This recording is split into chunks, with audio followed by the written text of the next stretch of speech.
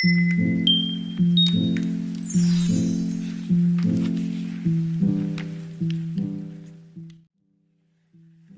going to show you 3 different apology examples, and you will have 10 seconds to identify which one of them is real. I can't believe you're upset about that. I'm sorry, but you were being so annoying and I just had to do something.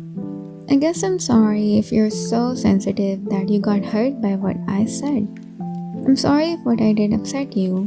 I never meant to hurt your feelings, and I hope you can find it in your heart to forgive me.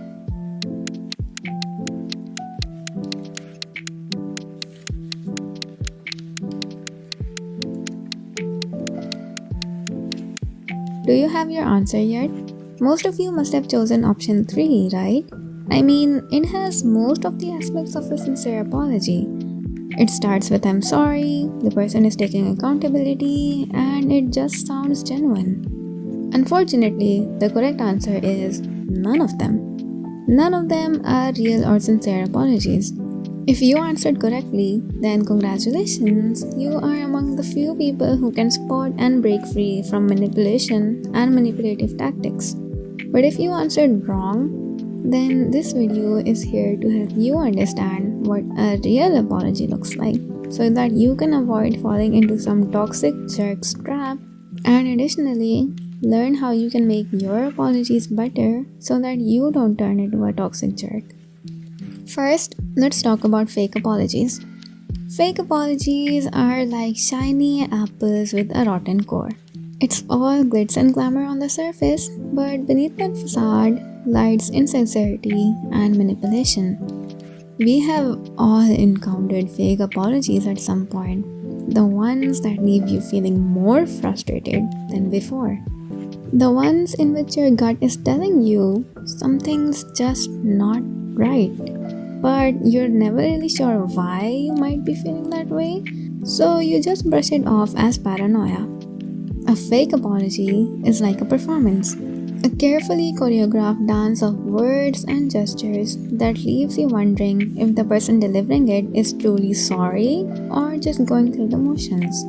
In short, the point of a fake apology is often to manipulate a situation in their own favor or manipulate the emotions of the person who is receiving the apology. To be careful of a fake apology, you first need to understand what a real apology looks like, which again, I want to show by giving 3 examples. I want to apologize for what I said earlier. It was thoughtless and hurtful, and I deeply regret it. I understand how it must have made you feel, and I promise to be more mindful of my words in the future. I want to apologize for our argument yesterday. I realized I let my emotions get the best of me and I said things that I didn't mean. I value our relationship and I want to work on better communication and understanding in the future. I want to apologize for my insensitivity yesterday. I didn't realize how my actions were affecting you, and I'm genuinely sorry for causing you pain. I'll do my best to be more considerate in the future. Now that you've seen 3 real apologies, notice how there are some similar contents in all of them. Firstly, the expression of remorse by saying I'm sorry or I want to apologize or any similar phrase. These words convey that you recognize the gravity of your actions and their impact on the other person. Secondly, acknowledgement of the incident that you are apologizing for is really important. It's important to talk about the specific thing that you are apologizing for. This means you don't just say you're sorry in general, you mention what exactly you did wrong. It shows that you're not ignoring what happened and that you're actually taking it seriously. The third thing is validating the emotions of the other person. Part of saying sorry is understanding how the other person feels. You should show that you get why they're upset and they are rightfully upset. You can say something like, I understand that my actions made you sad and I can see why you feel that way. This helps them know that you care about their feelings and that you're trying to understand where they're coming from. And the last thing is a commitment to change in the future.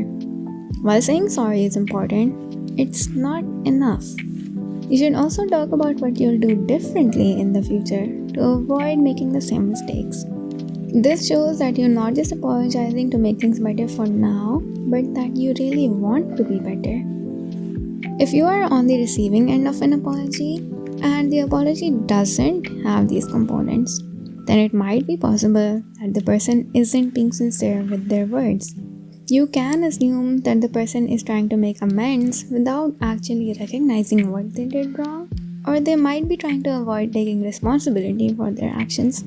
Simply saying, "I'm sorry for everything, I'm never gonna do it again," isn't going to be enough to validate your emotions or give you any confidence in them. In fact, it will be harder for you to trust them again because they might make you feel unheard or worse, unappreciated. However, it is possible that the other person doesn't have much knowledge about delivering an apology or isn't good with their words. If you really care about this person and want to fix things, then you can start by asking them specific questions. For example, if they say, "I'm sorry," and you can say that they are being sincere but are struggling with getting the words out, then you can ask them, "What are you sorry for? What do you think you did wrong? How do you think it made me feel? And how can we fix this so that it doesn't happen again?" If you are going for this route, then make sure that the wrongs that were worked on don't happen again. There's only a limited number of chances that you should be giving out to people. Additionally, you should know that you don't have to forgive them. Just because someone is apologizing doesn't mean that they are entitled to your forgiveness. It's entirely up to the person who was hurt to decide if and when they are ready to forgive, if they want to forgive them at all. Everyone processes their emotions and experiences differently, and forgiveness is a process that can take time. It's perfectly valid to prioritize your own feelings and well-being when deciding whether or not to forgive someone. Now that you know what a real apology looks like, you can avoid being played or manipulated into forgiving someone who isn't sincere. Also, you have learned how to make your apologies better to create better relationships. Win-win. Oh, and one last thing. If a person apologizes with, "I'm sorry, you're so sensitive," "I'm sorry, but that never happened," or "I'm sorry, you're so crazy," dump them. Dump them. They deserve no chances. Ditch them ASAP. Thank you. Actually, you will thank me if you follow this advice. Sending love and serenity your way. Bye bye.